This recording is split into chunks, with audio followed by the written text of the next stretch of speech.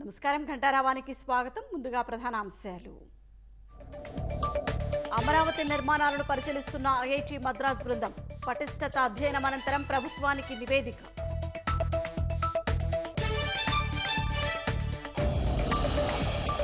TDP కార్యాలయంలో ప్రజావేదిక కార్యక్రమం. ప్రజల నుంచి వినతుల్ని స్వీకరిస్తున్న సీఎం.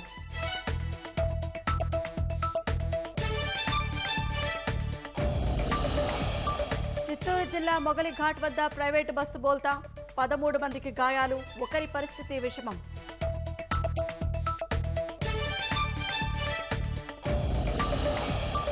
ప్రపంచ ఆహార భద్రత కోసం భారత్ కృషి చేస్తోందన్న ప్రధాని.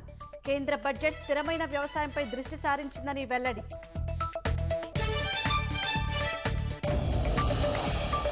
వైనాడ్ సహాయక చర్యల్లో సినీ నటుడు మోహన్ లాల్. నష్టంపై వివరాలను అందించిన అధికారులు.